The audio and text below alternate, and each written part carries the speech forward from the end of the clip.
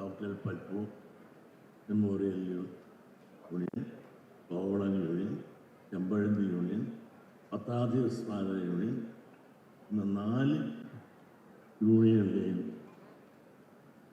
നേതാക്കന്മാരായി വേദിയിരിക്കുന്നു എൻ്റെ സഹപ്രവർത്തകർ.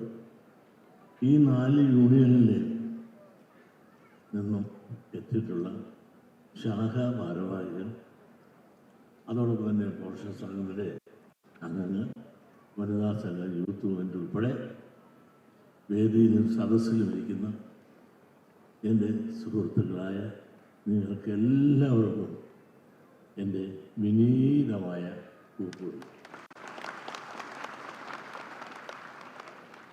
പ്രിയമുള്ളവരെ, നേതാക്കന്മാരെ സൃഷ്ടിക്കുന്ന നേതാക്കന്മാരാണ് താഴെ ഇരിക്കുന്നത്. നിങ്ങൾ, ഞാൻ കൂടുതലൊന്നും പറയാൻ പെട്ടെന്ന് നിർത്താം. ഇത് പറയാൻ കാരണം ഞങ്ങളെല്ലാവരും മുകളിലിരിക്കുമ്പോൾ ഞങ്ങൾ വലിയവരാണെന്നുള്ള ഭാവം ഒരിക്കലും പാടില്ല. ഈ നേതാക്കന്മാരെ സൃഷ്ടിക്കുന്നത് ആരാണ്? താഴെയിരിക്കുന്ന ശാഖക്കാരാണ്. ഈ ശാഖക്കാരെ സൃഷ്ടിക്കുന്നത് കൊണ്ടാണ് ഞങ്ങളിങ്ങനെ നേതാക്കന്മാരായി മുകളിലിരിക്കുന്നത്, യൂണിയൻ നേതാക്കന്മാരായിരിക്കുന്നത്, യോഗ നേതാക്കന്മാരായിട്ടിരിക്കുന്നത്. എല്ലാം തന്നെ നിങ്ങൾ നൽകിയ ഔദാര്യത്തില്ല ഞങ്ങൾ ഈ കസേരയിലിരിക്കുന്നുള്ള ആ ഒരു ബോധം ഞങ്ങൾക്ക് എല്ലാവർക്കും ഉണ്ട്, എനിക്ക് പ്രത്യേകിച്ചുണ്ട്. അതുകൊണ്ട് തന്നെ നിങ്ങളെ ഞങ്ങൾ സ്നേഹിക്കുന്നു, നിങ്ങൾ ഞങ്ങളെ സ്നേഹിക്കുന്നു. അതുകൊണ്ട് തന്നെ ഇന്നത്തെ യോഗത്തിന് പ്രാതിനിധ്യം അനുസരിച്ച് ഒരു 3100 ആളെ ഇവിടെ വരാമോ. അതായത് ഒരു ശാഖ 25 ആൾ വെച്ച്. പക്ഷെ ഇപ്പോൾ എത്തിയിരിക്കുന്നത് 4500. അപ്പോൾ കണക്ക് കൂട്ടിയൊക്കെ തെറ്റിയിട്ടുണ്ട്. അതുകൊണ്ട് ഭക്ഷണമൊക്കെ അവരത് നല്ല രീതിയിൽ ഉണ്ടാക്കുന്നുണ്ട്. ആ കണക്ക് തെറ്റി വരുന്നു എന്ന് പറയുമ്പോൾ നിങ്ങളൊന്ന് ആലോചിച്ച് നോക്കൂ. നിങ്ങളുടെ അഹമികയായി സംഘടനയെ സ്നേഹിക്കുകയും അതോടൊപ്പം സംഘടനാ പ്രവർത്തകരുടെ നേതാക്കന്മാർ പറയുമ്പോൾ അത് കേട്ടുകൊണ്ട് വരാനുള്ള വലിയ മനസ്സ് കാണിച്ചാൽ ആ നേതാക്കന്മാരെ ഞാൻ വണങ്ങുകയാണ്. നിങ്ങളുടെ വലിയ മനസ്സാണ് ഇത്രയും ആളുകളെ ഇവിടെ എത്തിക്കുവാൻ സഹായമായത് എന്ന് ഞാൻ തിരിച്ചറിയും. സ്വാർത്ഥ പ്രാസംഗം പ്രസംഗവധ്യ പറഞ്ഞു അദ്ദേഹത്തിന് പുനർജന്മം. നമ്മളൊന്ന് മനസ്സിലാക്കണം, അവനവൻ ആത്മസുഖത്തിന് ആചരിക്കുന്നവൻ അവരൻ്റെ സുഖത്തിനായി കൂടി വരണം എന്ന് ഗുരുദേവൻ പറഞ്ഞുവെന്ന് നമ്മൾ ഉരുവിടാറുണ്ട്. അത് ഉരുവിട്ടാ പോലെ അത് ജീവിതത്തിൽ നടപ്പാക്കണം. ഞാൻ ആത്മാഭിമാനത്തോട് പറയണം, ഞാൻ നടപ്പാക്കിയത്. ഞാൻ 21 വയസ്സുള്ളപ്പോൾ എൻ്റെ നാട്ടിൽ പട്ടിണിയും ദാരിദ്ര്യം അനുഭവിക്കുന്ന പാവങ്ങൾ വീട്ടിൽ സമ്പന്ന കുടുംബത്തിൽ ജനിച്ച് ഇവനായിരുന്നു എങ്കിൽ പോലും ആ വീടുകളിലെല്ലാം കുടിലുകളാണ്, കയറാനൊക്കില്ല, കയറിക്കാൻ ഇടപ്പഴി ഇടയില്ല.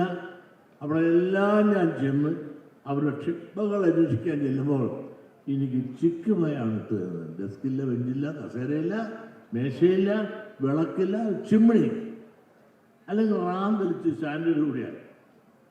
അങ്ങനെ പാവങ്ങളുടെ കണ്ണപ്പിയാൻ ചിക്കുവായിലിരുന്ന് അവരോടൊപ്പം അവരുടെ മുറ്റത്തിരുന്ന് പ്രവർത്തിച്ച് വന്നവനാണ്. 21 വയസ്സുള്ളപ്പോൾ. ഇപ്പോൾ എനിക്ക് 89.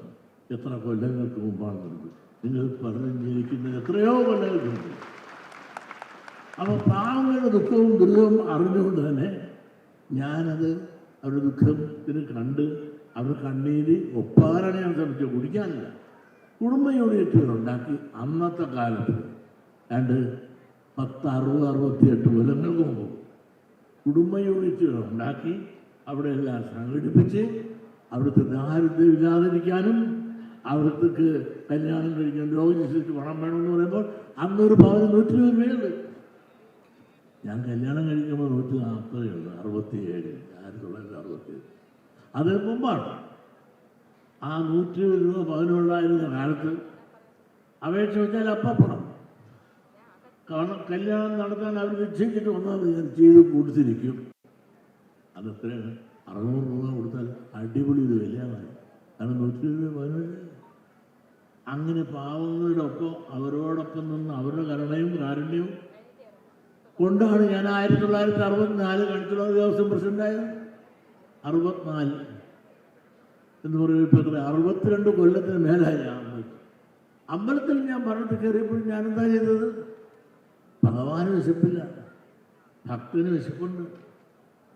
ഈ ഭക്തന്റെ നമ്മൾ തന്നെ ഇപ്പോൾ നമ്മളെ പഠിപ്പിച്ചതെന്നാണ് മാനവ സേവ മാധവ സേവ എന്നാണ്.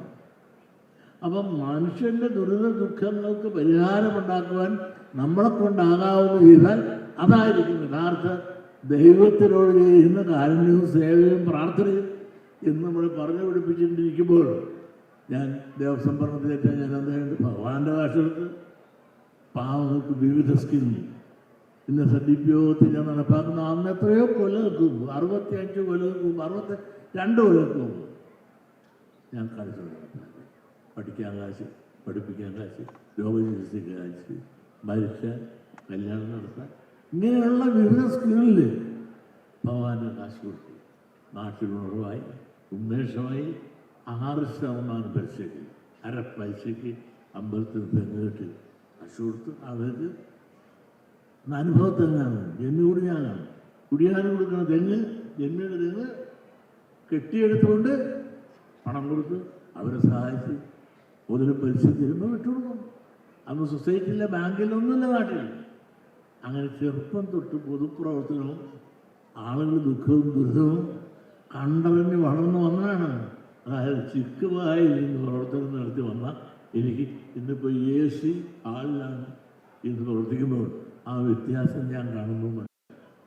മാത്രമല്ല പാദപ്രാസംഗിൻ്റെ ദുഃഖം, സഹജീവികളുടെ ദുഃഖം കാണാനും അതിന് പരിഹാരം കാണാൻ നമുക്ക് സാധിക്കണം. എത്രയോ കൊല്ലം ചെമ്പഴന്തി യൂണിയൻ്റെ സെക്രട്ടറിയായി പ്രവർത്തിച്ച ആളാണ്.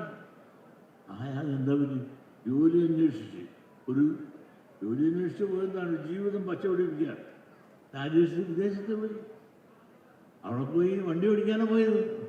വണ്ടി ഓടിക്കാനുള്ള ലൈസൻസ് ഉണ്ട്, അവിടെ പോയിക്കാണ്. തലയിലെടുത്തിൻ്റെ ഉണ്ട്, തളർവാദം വന്നു. ആദ്യം അറിയുന്നത് ഞാനല്ല, തുഷാറാണ്. അങ്ങനെ വിളിച്ചറിയിച്ച് തുഷാർ അപ്പം തന്നെ ഒരു 2 ലക്ഷം രൂപ അയച്ചു കൊടുത്തു. അത് കഴിഞ്ഞിട്ടും രോഗം മാറിയില്ല. പിന്നെ ഞാനും കൊടുത്തു 2 ലക്ഷം. അത് കഴിഞ്ഞ ശേഷം ഇയാൾ അവിടെ നിന്ന് രക്ഷപ്പെടുകയെന്ന് കണക്കാക്കിയപ്പോഴാണ് ഞാൻ പറഞ്ഞത് നീ അവിടെ നിൽക്കണ്ട, ഇങ്ങോട്ട് പോയി നമുക്ക് എന്തെങ്കിലും പരിഹാരം. അപ്പോഴാണ് എന്നോട് പറയുന്നത്, സാറേ എനിക്ക് ഒരുപാട് കടമുണ്ട്. ഇയാളെല്ലാം ഇവിടെ കടമെല്ലാം വെറുതെ പിടിച്ചിട്ടാണ് പോയതെന്ന് എനിക്കറിയാൻ പാടില്ല. ഞാൻ പറഞ്ഞു അതിനെല്ലാം പരിഹാരമുണ്ട്. താൻ ആത്മഹത്യ ചെയ്യാൻ പോയിട്ട് ഒരു കാര്യമില്ല. നാട്ടിൽ പോരുന്നു, ഇവിടെ വന്നു കടമെല്ലാം കുറ്റപ്പെടുത്തി. 1ഉം 2ഉമല്ല, 5ഉം 10 ലക്ഷമല്ല, എല്ലാ ലക്ഷങ്ങളും ഞാനങ്ങ് തീർത്തു കൊടുത്ത് അത് പ്രത്യേകിച്ചും ഒരുപാട് ബ്ലേഡ് കാർഡൊക്കെ മേടിച്ചിട്ടുണ്ടായിരുന്നു, സൊസൈറ്റിയിൽ മേടിച്ചിട്ടുണ്ടായിരുന്നു, അറ്റാച്ച് ചെയ്തിട്ടുണ്ടായിരുന്നു. പലവിധം അതിന് പറ്റിയൊരാളെ തന്നെ ചുമതലപ്പെടുത്തി വിട്ട കാര്യം പൊട്ടാണെങ്കിൽ നല്ല ബ്ലേഡാണ്. ബാർഗൈൻ ചെയ്ത് കുറയ്ക്കാമെന്ന് ഉറപ്പിച്ച് 1 ടൈം സെറ്റിൽമെൻറ്റിൽ ഏതാണ്ട് ഒരുപാട് ലക്ഷങ്ങൾ, 10 ലക്ഷം നിങ്ങൾക്കാണ് ആരും. അങ്ങനെയുള്ള 10ൻ്റെ 10 പല മടങ്ങ് ലക്ഷങ്ങൾ അതെല്ലാം തീർന്നു. യൂണിയൻകാർക്ക് സഹായം ഞാൻ യൂണിയൻകാരെ വിളിച്ചു പറഞ്ഞു, സഹജീവികൾക്ക് ദുഃഖം വരുമ്പോൾ സഹായിക്കേണ്ടത് നമ്മുടെ കടമയാണ് എന്ന് പറയുമ്പോൾ യൂണിയൻ പ്രസിഡന്റ് മുൻകൈയെടുത്ത് സഹായിക്കും. ഇപ്പോൾ കടങ്ങളില്ല ഏതാണ്ട് ഒരു പുതിയ കാര്യത്തെ പ്രവേശിച്ചിട്ടുണ്ട്. അവർ പ്രിന്റിങ് ഈ അടുത്ത് പറയാൻ കാരണം നിങ്ങളെല്ലാവരും പ്രിന്റിങ് കൊടുത്ത് നമ്മുടെ ഇടവക്കോട് രാജേഷിന് പണി കൊടുത്ത് സഹായിക്കണം. പണം കൊടുക്കണം, പണി കൊടുത്ത് സഹായിച്ച് അയാളുടെ ഇങ്ങനെ ജീവിതം പച്ചപിടിക്കാൻ 2 പിള്ളേരുണ്ട്, ഒരു ഭാര്യയുണ്ട്. അയാളുടെ ഈ ജീവിതം പച്ചപിടിച്ച് പോകാൻ കാര്യം എത്ര വന്നാലും സമ്പത്ത് കയ്യിലില്ലെങ്കിൽ ഒരു സംഘടനാ പ്രവർത്തനം നടക്കില്ല. അപ്പോൾ എത്ര ആത്മീയത പറഞ്ഞാലും ആമാശയത്തിൽ പരിഹാരമില്ലാത്ത ആത്മീയതയ്ക്ക് യാതൊരു അർത്ഥമില്ല. വിശന്നുകൊണ്ട് നിന്നാൽ എങ്ങനെയാണ് നമുക്ക് ആത്മീയത പറയുന്നത്? അതുകൊണ്ടാണല്ലോ മൈക്രോ ഫൈനാൻസ് ഞാൻ കൊണ്ടുവന്ന കാരണം എന്താണ് എനിക്ക് മനസ്സിലായി. ഈ സമുദായത്തിൽ ഞാൻ ആദ്യം വന്നപ്പോഴേ മനസ്സിലായി സാമ്പത്തികമായി വളരെ പിന്നോക്കമാണ്. ആ സാമ്പത്തികമായി പിന്നോക്കം നിൽക്കുന്ന ഈ സമുദായത്തെ മുന്നോക്കം കൊണ്ടുവിടണമെങ്കിൽ സമ്പത്ത് അവരെ കൽപ്പിക്കണം. ആ സമ്പത്ത് ഏൽപ്പിച്ചുകൊണ്ട് ഒരു സാമ്പത്തിക മുന്നേറ്റം അനിവാര്യമാണെന്ന് കണ്ടുകൊണ്ട് ആ അനിവാര്യത നടപ്പാക്കിയാൽ 1,00,000 കോടി രൂപ കൊടുത്തു. ആ ആത്മീയത അതോടൊപ്പം തന്നെ ആത്മീയതയ്ക്ക് പ്രാധാന്യം കൊടുത്തു. അങ്ങനെ ആമാശയത്തിനും ആത്മീയതയ്ക്കും ഒരുപോലെ പ്രാധാന്യം കൊടുത്ത് നമ്മൾ മുന്നോടിക്കൊണ്ട് നിൽക്കുന്ന ഈ സന്ദർഭത്തിൽ വരും കാലം വെല്ലുവിളി നമ്മൾ നേരിടണം. പ്രത്യേകിച്ചും ഈ തിരുവനന്തപുരം ജില്ലയെ സംബന്ധിച്ചിടത്തോളം ഒരുപാട് പ്രാധാന്യങ്ങളുണ്ട്. പല കാരണങ്ങളാണ്. ഈ ജില്ല ആരാ? നമ്മുടെ ദൈവമായ ശ്രീനാരായണ ജന്മവും കർമ്മവും കൊണ്ട് ധന്യമായൊക്കെ ആടാണ്. രണ്ടും നടന്നു.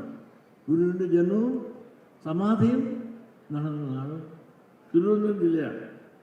അതുപോലെ തന്നെ ഗുരുദേവൻ അരിപ്പുറം, മണ്ണന്തല, കോലത്തുകര പ്രതിഷ്ഠകളും ഈ നാട്ടിലാണ്. ഗുരു മഹാസമാധിയും ശിവഗിരി ഇവിടെയാണ്. അങ്ങനെ എന്തുകൊണ്ടും നമ്മുടെ കങ്കണ്ട ദൈവം നമ്മളെല്ലാം നേരാമ്പഴി കാട്ടും ഗുരുവല്ലോ പരദൈവം. ഓമെന്ന് തൊട്ടൊരു കോടി മന്ത്രപ്പോൾ ഞാനെന്നറിഞ്ഞുകൊണ്ടാട് പാമ്പേ എന്ന് പറഞ്ഞ ഗുരുദേവൻ ഓം ആരാണ്.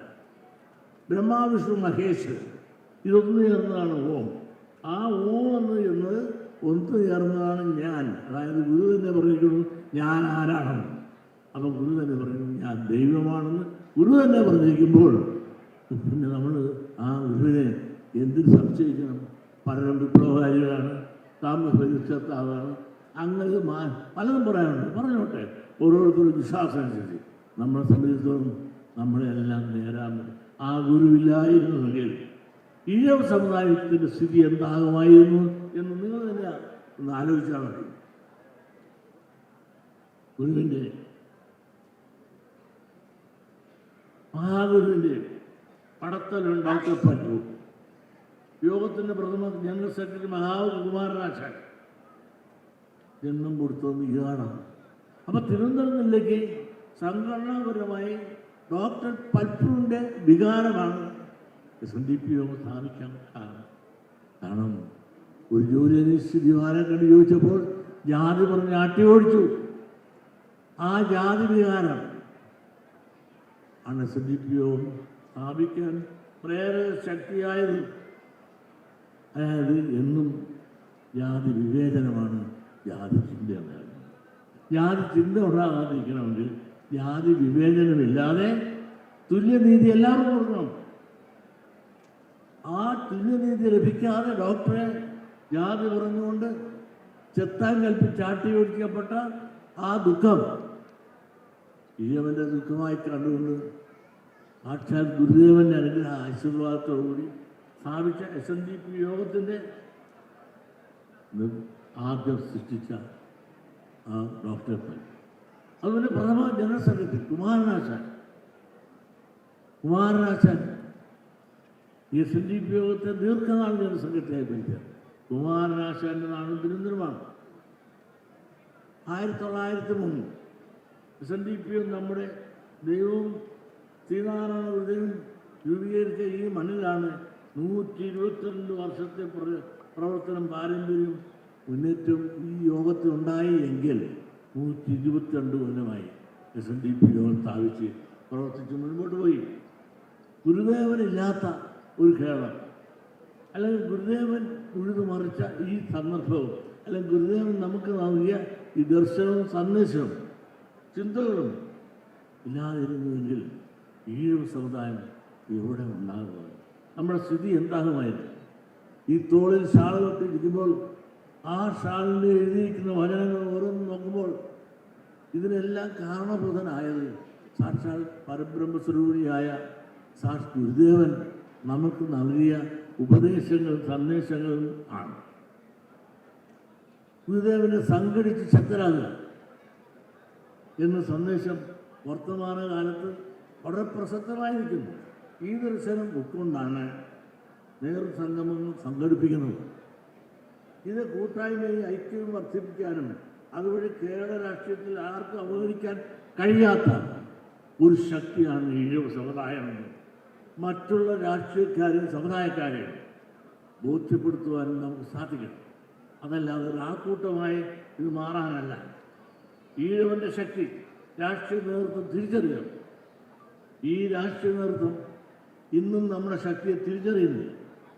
അതുകൊണ്ട് എല്ലാ രാഷ്ട്രീയക്കാരും അവഗണിക്കപ്പെടുന്ന സമുദായമായി ഈഴവൻ മാറുന്നുവെങ്കിൽ ഈഴവൻ്റെ മഹാശക്തി എല്ലാ രാഷ്ട്രീയക്കാരെയും ബോധ്യപ്പെടുത്താനും അറിയാനും അറിയിക്കുവാനും തക്കുന്ന രീതിയിൽ നമ്മളെല്ലാം ഒരു രാഷ്ട്രീയ ശക്തിയായി ഉയരാനും വളരാനും വർത്തമാനകാലത്ത് ജനാധിപത്യ യുഗത്തിൽ അനിവാര്യമാണ്.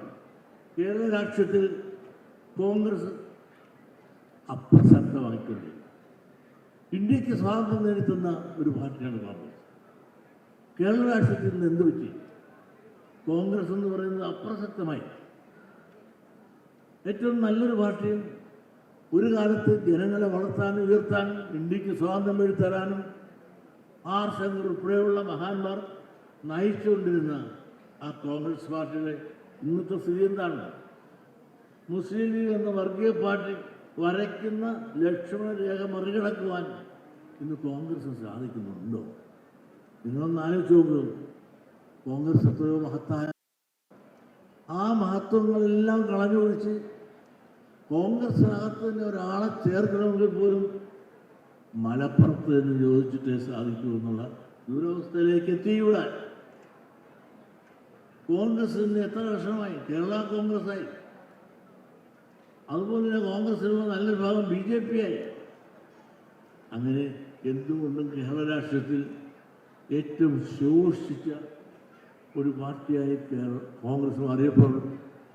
എല്ലാത്തിനും നയിക്കുന്ന ഉരുളികാമന്നന്മാരായി ആരാലും ചോദ്യം ചെയ്യപ്പെടാത്ത ഒരു ശക്തിയായി മുസ്ലിം സംഘടനകളുണ്ട്. അവരെ പറ്റി ആര് ചോദിച്ചോ ചോദ്യം ചെയ്യുന്നവരെ അടുത്ത സെക്രട്ടറിൻ്റെ 100,000 മറ്റ് ചോദ്യങ്ങൾ ചോദിച്ചുകൊണ്ട് അവരെ അടിച്ചിരുത്തുന്ന അല്ലെങ്കിൽ ഇരുത്തിക്കുന്ന, അവർക്ക് മസിൽ പവറുണ്ട്, മണി പവറുണ്ട്, മാൻ പവറുണ്ട്. ഇതുപയോഗിച്ചുകൊണ്ട് നമ്മളെ തകർക്കുന്ന നിലയിലേക്ക് കാര്യങ്ങൾ പോകുന്നു. ലീഗിൻ്റെ ലക്ഷ്യം എന്താണ്? മതരാഷ്ട്രം സ്ഥാപിക്കുക എന്ന ലക്ഷ്യത്തോടു കൂടിയുള്ള ലീഗിൻ്റെ പോകും. നമ്മളൊരിക്കലും മുസ്ലിങ്ങൾക്കല്ല. മുസ്ലിങ്ങളെന്നും മതസൗഹാർദ്ദം. നിങ്ങളൊന്നാലെങ്കിലും നമ്മുടെ അടുത്തതാണ് ഉപയോഗിക്കുന്നത്. അസോസിയേറ്റ്സ് കേസെല്ലാം നടത്തുന്ന ആരാണ്? നിസ്സാറ. മുസ്ലിങ്ങൾ എത്രയോ നല്ലവരുണ്ട്. ഈ ഹാള് തന്നെ ആരാണ്? ആ ഹാളിൻ്റെ ഉടമത്തിലും അച്ഛനും എനിക്ക് എത്രയോ കൊല്ലങ്ങളായിട്ടറിയാം. അവരെല്ലാം എത്രയോ നല്ല മനുഷ്യരാണ്. മുസ്ലിം ആണെന്ന് പറഞ്ഞിട്ട് കാര്യമുണ്ടോ? അവരെല്ലാം മുസ്ലിം ആണെങ്കിൽ പോലും നല്ല മനുഷ്യത്തോടുകൂടി പകലോട് പെരുമാറാനും മനുഷ്യരായി കാണാനും സ്നേഹിക്കാനും തയ്യാറാകുന്ന എത്രയോ നല്ല മുസ്ലിങ്ങൾ കേരളത്തിൽ എനിക്ക്. കേരളത്തിലെ മലബാറിലെ പ്രത്യേകിച്ചും മുസ്ലിം ലീഗ് അവരുടെ താല്പര്യ സംരക്ഷണത്തിനായി ആരുമായിട്ട് എങ്ങനെ കൂടാനും യോജിച്ച് പോകാനും അവർ തയ്യാറാകുകയാണ്. 1947 ഇന്ത്യ വിഭജിച്ചപ്പോൾ ലീഗിൻ്റെ ഒരു വിഭാഗം പാകിസ്ഥാനിൽ പോയി. ഇന്ത്യയിൽ കഴിഞ്ഞവർ മുസ്ലിം താല്പര്യം സംരക്ഷിക്കാൻ ഇന്ത്യൻ യൂണിയൻ മുസ്ലിം ലീഗ് എന്ന പേരിൽ പാർട്ടി രൂപീകരിച്ചു. രാജ്യത്തെ വിഭജനത്തിൻ്റെ സന്തതിയാണ് മുസ്ലിം ലീഗ്. രാജ്യത്തെ വിഭജിച്ചാരാ? India Muslim league. അങ്ങനെ വിഭജനത്തിൻ്റെ സന്തതിയാണ് മുസ്ലിം ലീഗ്. മതത്തിൻ്റെ പേരിലൊരു പാർട്ടി മുസ്ലിം ലീഗ് എന്ന് പറഞ്ഞാൽ എന്താണ്? മുസ്ലിം കൂട്ടായ്മ. ഒരു മതത്തിൻ്റെ പേരിലാണ് ഒരു പാർട്ടി. എന്നിട്ടാണ് അവരെല്ലാം മതേതര പാർട്ടിയാണെന്ന് പറഞ്ഞുകൊണ്ട് നമ്മളെല്ലാം ആക്രമിക്കാൻ ശ്രമിക്കുമ്പോൾ 1960 മുതൽ ലീഗ് കോൺഗ്രസിനൊപ്പമാണ്. അതായത് UDF. എന്താണ് UDF? ഉടായ്പ ഡെമോക്രാറ്റിക് ഫെഡറൽ എന്നാണ് ജനാധിപത്യം ഇവർ സംരക്ഷിക്കുക. ഇവരെന്ത് ജനാധിപത്യം രക്ഷിക്കും? ഞാനൊന്ന് ചോദിച്ചോട്ടെ, ഞാനൊരു സത്യം പറഞ്ഞത്, ഞാൻ ആർക്കും ദോഷമുള്ള വല്ല കാര്യമാണ് പറഞ്ഞത്. ഞാൻ മലപ്പുറത്ത് ചെന്നപ്പോൾ നമുക്കൊരു സ്കൂൾ പോലും മലപ്പുറം എന്ന് പറഞ്ഞത് ആർക്കും വലിയറാമലല്ല. ആ പറഞ്ഞപ്പോൾ എന്നെ കയറി എന്താണ് ഞാൻ മുസ്ലിം വിരോധിയാക്കി, അത് ഇതേ പ്രസംഗിക്കുന്നതിനാക്കി. ഞാനൊരു മുസ്ലിം വിരോധവും പറഞ്ഞില്ല. അത് ട്വിസ്റ്റ് ചെയ്തു. കാരണം അവർ മന്ത്രിമായത് ഇന്ന കാലത്ത് അവരോടൊപ്പം വായി പറഞ്ഞുകൊണ്ട് ഇവിടെ സ്കൂളിലും കോളേജിലും വേണ്ടി കണക്കും പണം വരുമ്പോൾ എല്ലാം തരാമെന്ന് പറഞ്ഞിട്ട് പണം കയറിയ ശതമാനം വല്ലതും തന്നു. മലപ്പുറം ജില്ല ഒരു കുട്ടിപ്പള്ളി കൊണ്ടുവരാൻ യാചിച്ചിട്ട് വേണ്ട. വയനാടിലുണ്ട്, കാസർഗോഡുണ്ട്. ഈ വിദ്യാഭ്യാസ സ്ഥാപനം ഒന്നുമില്ലാത്തതിൻ്റെ കുറവ് ഞാൻ ഒച്ചത്തിലൊന്ന് ആവശ്യപ്പെട്ടാൽ അത് ഞാൻ ഒരു ലീഗിൻ്റെ വിരോധിയായിട്ടാണ് കാണാറ്. സഹജീവിയാണ്. നമ്മളിതെല്ലാം മതേതരത്വം പറഞ്ഞാൽ മാത്രം പോരല്ലോ, എല്ലാവർക്കും തുല്യനീതി കൊടുക്കണ്ടേ? ഇതെപ്പോൾ തുടങ്ങിയതാണ് എന്നോടുള്ള വിരോധം? നിങ്ങളൊന്ന് ആലോചിക്കണം. കേരള ഗവൺമെൻറ് ഇവിടെ ശ്രീനാരായണ യൂണിവേഴ്സിറ്റി സ്ഥാപിച്ചു. യൂണിവേഴ്സിറ്റി സ്ഥാപിച്ചപ്പോൾ ഈ ഗവൺമെൻറ്, ഇടതുപക്ഷ ഗവൺമെൻറ്, ആ യൂണിവേഴ്സിറ്റി സ്ഥാപിച്ചപ്പോൾ ആ യൂണിവേഴ്സിറ്റി വൈസ് ചെയർമാനായിട്ട് ഒറ്റ എഴുതി വെച്ചില്ല. കൊല്ലം എന്ന് പറഞ്ഞത് വിശുദ്ധിക്ക് നടത്താൻ, എസ്എംഎസ് നടത്താൻ, ഗുരുദേവൻ അറിയാനും അറിയിക്കാനും കഴിവുള്ള ഒരു വൈസ് ചാൻസലർ വെക്കേണ്ടതിന് പകരം ദുബായിൽ കിടന്ന് ഒരു മുസ്ലിയാരെ കൊണ്ടുവച്ചത് ശരിയായില്ല എന്ന് ഞാൻ പറഞ്ഞപ്പോൾ ഇടതുപക്ഷത്തിൽപ്പെട്ടവരല്ല എന്നെ എതിർത്തത്. കുഞ്ഞാലിക്കുട്ടി അപ്പോഴും UDF-ൽ നിൽക്കുന്നത്. അതോടൊപ്പം മുസ്ലിം ലീഗിൽ അവരുടെ പോഷക സംഘടനയിൽപ്പെട്ട എല്ലാ വിഭാഗങ്ങളും എന്നെ നിരന്തരം വേട്ടയാടി. ഞാൻ വർഗീയവാദിയാണ്. 14 യൂണിവേഴ്സിറ്റി ഇവിടെ ഉണ്ട്. ഒറ്റ യൂണിവേഴ്സിറ്റി ഒറ്റ ഈഴമില്ല. അത് പറയുമ്പോൾ എതിർത്ത് മുഴുവൻ മുസ്ലിങ്ങളല്ലാതെ ഒരു ഇടതുപക്ഷക്കാരനും പറഞ്ഞില്ല, കോൺഗ്രസും പറഞ്ഞില്ല. ഇവർ എന്നെ ഇട്ടത് ശാർവിക ചടങ്ങ് നടത്തിയത്. രണ്ടാമത് നിങ്ങൾ കേൾക്കണം, ഇവിടെ 9 MP-മാരെ നോമിനേറ്റ് ഇടതും വലതും സർക്കാർ തെരഞ്ഞെടുത്ത്. ആ നോമിനേറ്റ് ചെയ്തപ്പോൾ 7 ന്യൂനപക്ഷം, 2 ഭൂരിപക്ഷം, 2 നായർ, 2 ക്രിസ്ത്യാനി, 5 മുസ്ലിം. ഇത് ശരിയായി. ഒരു പിന്നോക്കക്കാരനെങ്കിലും ഒരു പട്ടികജാതിക്കാരനെങ്കിലും MP ആയി നോമിനേറ്റ് ചെയ്യണമായിരുന്നു എന്ന് ഞാൻ പറഞ്ഞപ്പോൾ അതിനും ശബ്ദം ഉയർത്തി എന്നെ വർഗീയവാദിയാക്കി എന്നെ തകർക്കാൻ നോക്കിയതും ലീഗിൻ്റെ നേതാക്കൾ. മൂന്നാമതായിട്ടാണ് എന്നെ വേട്ടയാടിയത് മലപ്പുറം. ഞാൻ മലപ്പുറത്ത് എന്തൊരാവശ്യം പറഞ്ഞു? നമ്മുടെ കുറവുകൾ സാധിക്കണം, ഒരു ഭാഗം മാത്രം കൊണ്ടുപോയാൽ പോരാ എന്ന് പറഞ്ഞാൽ അതിനകത്ത് എന്താ? നിങ്ങളൊന്ന് ആലോചിച്ച് നോക്കൂ. ഈ മലപ്പുറം എന്ന് പറയുമ്പോൾ മുസ്ലിങ്ങൾക്ക് 4200 സ്കൂളുണ്ടപ്പോൾ. 4200 സ്കൂളുണ്ടെന്ന് പറഞ്ഞാൽ ഒരു സ്കൂളിൽ 15 അധ്യാപകരെ വെച്ചാൽ അതിൻ്റെ അർത്ഥം 63,000 കുടുംബങ്ങൾക്ക് പഠിപ്പിക്കാൻ അവസരം കിട്ടും, പഠിക്കാനും അവർക്ക് അവസരം കിട്ടും. ക്രിസ്ത്യൻ സമുദായത്തിൽ 7,973 സ്കൂള്. അവർക്ക് 1,19,000 കുടുംബങ്ങൾക്ക് ജോലി കിട്ടും. ഇവർക്ക് SNDP-യുടെ SNDRS-ലും മറ്റ് നമ്മുടെ സമുദായത്തിൽപ്പെട്ട വ്യക്തികൾക്ക് എല്ലാം കൂടെ കുറവ് 3,550. ഈ വ്യത്യാസം ഞാൻ പറയണം. ഇതാണ് സാമൂഹ്യ നീതിയാണെന്ന് ഞാൻ പറഞ്ഞത്. വിദ്യാഭ്യാസത്തിൽ സാമൂഹ്യ നീതിയാണ്.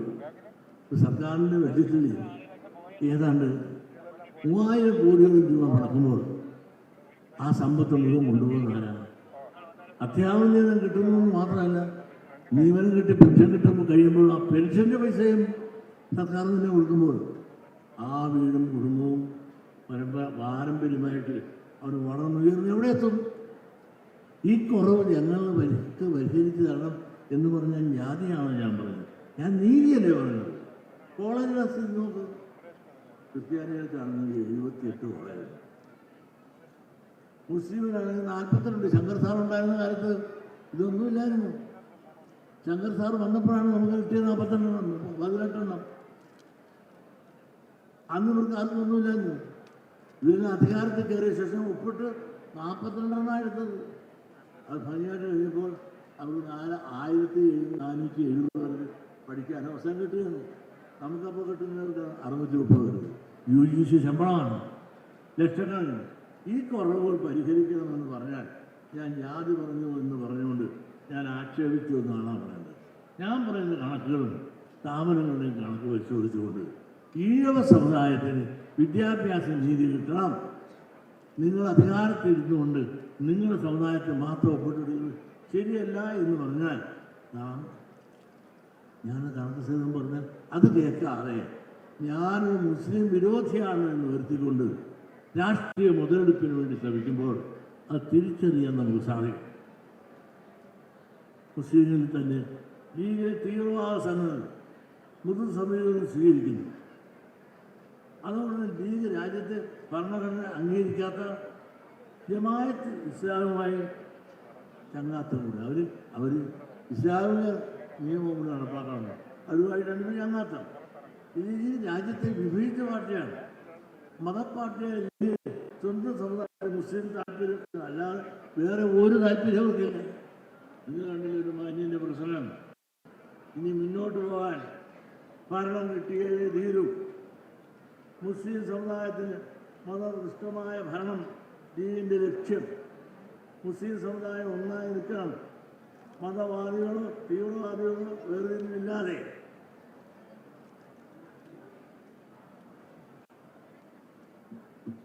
ഒന്നായി നിൽക്കണം. അതിനർത്ഥം ലീഗ് മുസ്ലിം താല്പര്യം മാത്രം രക്ഷിക്കാൻ വേണ്ടിയിരിക്കുന്നു എന്ന് ആരാണ്? ലീഗിയുടെ ഒരു വലിയൊരു മാന്യൻ ഷാജി, ലീഗ് നേതാവ് പ്രസ്താവന ഞാൻ കണ്ടില്ലേ? ആ ലീഗ് നേതാവ് ഇവിടെ ചെന്ന് ദുബായ് എന്ന് പറയുന്നതാണ്. അവർ മുസ്ലിം രാഷ്ട്രം സ്ഥാപിക്കും. ഈ MLA-മാരെ സൃഷ്ടിക്കുക, മന്ത്രിമാരെ സൃഷ്ടിക്കുക അല്ല നമുക്ക് ആവശ്യം. അധികാരത്തിൽ വന്നുകൊണ്ട് ഇതെല്ലാം ഇനി 9 കൊല്ലം നഷ്ടപ്പെട്ടത് നമുക്ക് തിരിച്ചെടുക്കണം എന്ന് ശക്തമായി പറയുമ്പോൾ ഇത് പറയാൻ നമുക്ക് ആഗ്രഹം തോന്നും. നമുക്കിത് വന്നിട്ട് നമുക്കെല്ലാം കൂടെ ഒപ്പിട്ടെടുക്കും. ഇതുപോലുള്ള തീവ്രവാദ പ്രസംഗം നടത്തുന്നവരെ മഹത്വവൽക്കരിയും നമ്മളെല്ലാം ജാതി പറഞ്ഞു നടക്കുന്ന കോലങ്ങളാണെന്ന് പറഞ്ഞ് ആക്ഷേപിക്കുകയും ചെയ്യുന്ന ദുരവസ്ഥ നിൽക്കുന്ന ഒരു കാലഘട്ടമാണ്. ഇതെല്ലാം അറിയാനും അറിയിക്കാനും നമ്മൾ സഹായിക്കും. മാത്രമല്ല ഇവിടെ നമ്മളെല്ലാം ഒന്നിച്ചു കൂടുമ്പോൾ ഒരു കാര്യം ഓർക്കണം. ഈഴവന് വേണ്ടത്ര ജനങ്ങൾ പ്രാതിനിധ്യം, ഭരണത്തിനുള്ള പങ്കാളിത്തം ഈഴവന് നിർബന്ധമായും കിട്ടണം. അതിനാണ് നമുക്ക് നിൽക്കേണ്ടത്. അടുത്ത ത്രിതല പഞ്ചായത്ത് വരികയാണ്. ആ തെരഞ്ഞെടുപ്പ് വരുമ്പോൾ ഏത് പാർട്ടിയിൽപ്പെട്ടവരാണ് ആ പാർട്ടികളെല്ലാം തന്നെ നിങ്ങളുടെ പാർട്ടി മാറും. കണക്ക് പറഞ്ഞുകൊണ്ട് സമുദായത്തിന് അർഹതപ്പെട്ട സ്ഥാനങ്ങൾ ത്രിതല പഞ്ചായത്തിൽ കണക്ക് പറഞ്ഞ് വാങ്ങിച്ച് സ്ഥാനങ്ങൾ നേടിയെടുക്കുവാൻ നമ്മൾ തയ്യാറാണ്. അഞ്ചൽ ശിവായിക്കും കൊണ്ട് അരക്കഞ്ച് അധികാരമെന്നാണ് ഡോക്ടർ നമ്മുടെ സഹോദരൻ അയ്യപ്പ പറഞ്ഞത്. അതുകൊണ്ട് അധികാരത്തെ അധസ്ഥിതിനെത്തണം. അധികാരത്തെ അധസ്ഥിതിനെത്തിയാൽ മാത്രമേ നമുക്ക് സാമൂഹ്യ നീതി നടക്കൂ. ഇവിടെ തന്നെ ഇപ്പോൾ നോക്കിയാൽ കണ്ടില്ലേ, അസംബ്ലിയിൽ ഭയങ്കര അടിപിടിയാണ്. എന്തിനു വേണ്ടിയാണ്? അവിടെ രാജ്യത്തെ നേരിടുന്ന ഒരുപാട് പ്രശ്നങ്ങളുണ്ട്. ആ പ്രശ്നത്തിന് വേണ്ടിയിട്ടാണ് സ്വർണ്ണപ്പാളി. ഈ സ്വർണ്ണപ്പാളി അമ്പലത്തിലെ മോഷണമാണ്. അത് ഈ അമ്പലത്തിൽ മാത്രമാണ്, കേരളത്തിലുള്ള എല്ലാ അമ്പലത്തിലും മോഷണമാണ്. ഇതെല്ലാം അന്വേഷിക്കണം. സർക്കാർ തീരുമാനിച്ചിട്ടുണ്ട് ശക്തമായ നടപടിക്ക് ഹൈക്കോടതി നൽകി. എന്നിട്ടും അസംബ്ലി കിടന്ന് അടിപൊളി നടത്തുന്നതിൻ്റെ ഉദ്ദേശം എന്താണ്? രാഷ്ട്രീയ ലക്ഷ്യമാണ്. അടുത്ത ത്രിതല പഞ്ചായത്ത് വരെ തള്ളിക്കൊണ്ടുപോയി ഇതിനെ ഒരു മാമാങ്കം നടത്താനുള്ള ഉദ്ദേശമായിട്ട് പോകുമ്പോൾ അത് നാം തിരിച്ചറിയുക. ഈ രാജ്യത്ത് വേറെ ഒരുപാട് പ്രശ്നമില്ല. നെൽ കർഷകർക്ക് നെല്ലെടുത്തിട്ട് പൈസ കൊടുക്കുന്നുണ്ട്. ഇവിടെ നമ്മുടെ മാവേലി സ്റ്റോറുകളിൽ പാറ്റായില്ല വല്ലതുണ്ട്. നിത്യോപയോഗ സാധനങ്ങൾ വില കുറച്ച് കൊടുക്കേണ്ട പാട്ടിൽ വില കുറച്ച് കൊടുക്കേണ്ട സാധനങ്ങളൊന്നും അതിനകത്തില്ല. ഇതിനെല്ലാം പരിഹാരം ഉണ്ടാകണ്ടേ? ഇതിന് പ്രാധാന്യം നൽകുകയും അതിനെ സർക്കാർ പ്രേരിപ്പിക്കുകയും ചെയ്യണ്ടേ? അതിന് വാർദ്ധക്യകാലം പെൻഷൻ കുറേ കൊടുത്തൊന്നും കുറേ കൊടുക്കാതെ കിടക്കാൻ അത് മേടിച്ചു കൊടുക്കാനുള്ള പ്രശ്നം ചേർക്കണ്ടേ? അങ്ങനെയുള്ള ജനജീവിതത്തെ സാമൂഹ്യ പ്രശ്നങ്ങളിൽ ഇടപെടാതെ അവിടെ നിന്ന് മാറി നിന്നുകൊണ്ട് മറ്റു ചില പ്രശ്നങ്ങളിൽ ഇടപെട്ടുകൊണ്ട് ഈ രാജ്യത്തെ അരാജകത്വം സൃഷ്ടിക്കാൻ ശ്രമിക്കുന്ന ശക്തികൾ ആരും നമ്മൾ തിരിച്ചറിയും. മാത്രമല്ല ഇപ്പോൾ പറയുന്നത് എന്താണ്? രാജ്യമെന്നാണ് പറയുന്നത് ദേവസ്വം മന്ത്രി. ആ ദേവസ്വം മന്ത്രി ആരാണ്? ഈഴവനാണ്. എന്നും ഈഴവൻ രക്ഷപ്പെടാൻ ഒരു കാര്യവും ശരീരം മതിയാകും. ആർഷങ്ങൾ തകർക്കാറ് ഈഴവനായ ഏത് പാർട്ടി വന്നു നിന്നാലും വളരാനും ഉയരാനും സമ്മതിക്കില്ല. അദ്ദേഹത്തെ അവിശ്വാസം കൊണ്ട് താഴെയാക്കി. അദ്ദേഹം ഉണ്ടായിരുന്ന കാലത്തല്ലേ നമുക്ക് എന്തെങ്കിലും വിദ്യാഭ്യാസം ശ്രീകേശനോട് നീതി പുലർത്തി. അദ്ദേഹത്തെ അച്യുതാനന്ദനെ ആ ജാതി പറഞ്ഞ് ആക്ഷേപിക്കില്ല. ഗൗരിയമ്മ എന്തെല്ലാം ചീറ്റുന്നത് എത്തുകാരുന്നുണ്ട്. പിണറായി വിജയനെ പറ്റിയില്ല എന്താ പറയുക? എന്നാൽ മറ്റു സമുദായക്കാരും പലരും ഉണ്ടല്ലോ മന്ത്രിമാർ, അവരെ പറ്റി ആരെങ്കിലും പറയാം. ഇപ്പോൾ ദേവസ്വം മന്ത്രി രാജിവെക്കും. ഇന്ന് വേറെ പല മന്ത്രിമാരും ഉണ്ടല്ലോ. എൻ്റെ ഗണേശൻ രാജിവെക്കുമെന്ന് പറയാത്തത്. അപ്പോൾ അതിൻ്റെ അർത്ഥം ഈഴവനൊരു കാരണവശാലും ഈ രാജ്യം ഭരിക്കരുത്, ഭരിപ്പിക്കരുത്. അവനെ വളരാനും വളർത്താനും ചില ശക്തികൾ തയ്യാറാകുന്നില്ല എന്നാണ് നാം മനസ്സിലാക്കുന്നത്. ഇടത് സർക്കാർ വീണ്ടും വരും എന്ന് ഞാൻ പറയുന്നു. കാരണം മറ്റൊന്നും കൊണ്ടല്ല, ഇടതുപക്ഷാത്തിന് ഗുണം കൊണ്ടല്ല. പിണറായി വിജയൻ നാടിനെ നയിക്കും, വീണ്ടും മുഖ്യമന്ത്രിയാകും. വിജയൻ എന്നാൽ വിജയിക്കാൻ ജനിച്ചവൻ, വിജയിക്കാൻ ജനിച്ചവൻ എന്നാണ് അർത്ഥം. അടുത്ത തെരഞ്ഞെടുപ്പിലും വിജയിക്കാൻ പിണറായി സർക്കാർ കഴിവെന്ന് ഞാൻ വിശ്വസിക്കുന്നു. കാരണം കോൺഗ്രസ് ശോഷിച്ചു, BJP വളർന്നു. ഇതോടുകൂടി ഇടതുപക്ഷത്തിൻ്റെ സീറ്റ് അപ്പോഴും ഉറച്ചു കിടക്കുകയാണ്. ഇടതുപക്ഷത്തിൽ നിന്നുള്ള ആളുകൾ നിന്ന് കാര്യമായ മാറ്റം വരും. ഇപ്പോൾ ത്രികോണ വർഷങ്ങൾ ശക്തമായി വരുമ്പോൾ ഇവിടെ തുടർന്നൊരു ഇടതുപക്ഷത്തിനാണ്. പ്രത്യേകിച്ച് ഇതുപോലെ വർഗീയ പാർട്ടികൾ, മലബാർ പ്രദേശത്തുള്ള മലപ്പുറം പാർട്ടി കടന്നുകയറ്റത്തിൽ ഇവിടുത്തെ മറ്റ് സമുദായങ്ങൾ, ക്രിസ്ത്യൻ സമുദായം ഉൾപ്പെടെ ഉള്ളവർക്ക് മനസ്സിൽ വലിയ ഖിന്നതയും പ്രതിഷേധവും പ്രതികാരവും വികാരവും.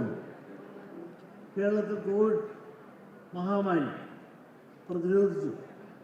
പ്രളയകാലത്ത് നാടിൻ്റെ രക്ഷകനായി, കേരളത്തിൻ്റെ രക്ഷകനായി പിണറായി പ്രവർത്തിച്ചു.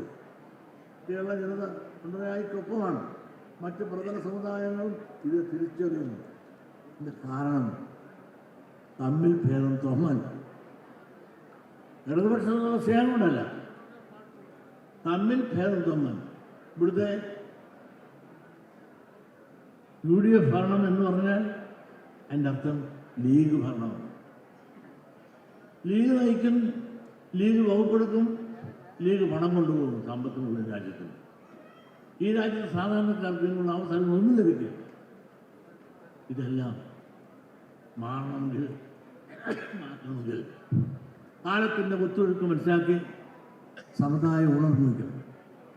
നമ്മളുടെ ഉറക്കം മുതലെടുത്തുകൊണ്ട് മറ്റുള്ളവരെല്ലാം നമ്മൾ ഉറക്കിക്കെടുത്തിക്കൊണ്ടു കണ്ണേ പൊന്നേ കണ്ണേ കട്ടണ്ടി എന്നൊക്കെ പറഞ്ഞുകൊണ്ട് ഒന്നും തരാതെ കുറേ വാഗ്ദാനങ്ങളും കളിപ്പിക്കലും നടത്തിക്കൊണ്ട് എന്നും വഞ്ചിക്കപ്പെട്ട സമുദായമാണ് ഈ ദിവസം. ഇനി ഈ വഞ്ചന തിരിച്ചറിയാം. നമ്മൾ അറിവുള്ളവരായി മാറണം, തിരിച്ചറിവുള്ളവരായി മാറണം. ഇത് അമ്മയാണ്, സഹോദരിയാണ്, പെങ്ങളാണ്, ഭാര്യയാണ്, മകളാണ് എന്ന തിരിച്ചറിവിൻ്റെ പാതയിലൂടെ സഞ്ചരിച്ചുകൊണ്ട് സമുദായത്തെ സമുദ്ധരിച്ചുകൊണ്ട് സാമൂഹ്യ നീതിക്ക് വേണ്ടി മറ്റൊരു സമുദായത്തിൻ്റെ അധികാരങ്ങൾ അവകാശങ്ങൾ പിടിച്ചെടുക്കാറില്ല. സാമൂഹ്യ നീതിക്ക് വേണ്ടി ജനസംഖ്യാധികാര ആനുപാതികമായി അധികാരം വേണം, വിദ്യാഭ്യാസ സ്ഥാപനങ്ങൾ വേണം, സമ്പത്ത് വേണം രാജ്യത്ത്. ഇത് നേടുന്നതിനുള്ള കൂട്ടായ്മയും ചർച്ചകളും സമ്മാനങ്ങളും അനിവാര്യമാണ്. അതിലേക്കുള്ള ചിന്തകളും ഭാവനകളും നിങ്ങളിലുണ്ടാകണം.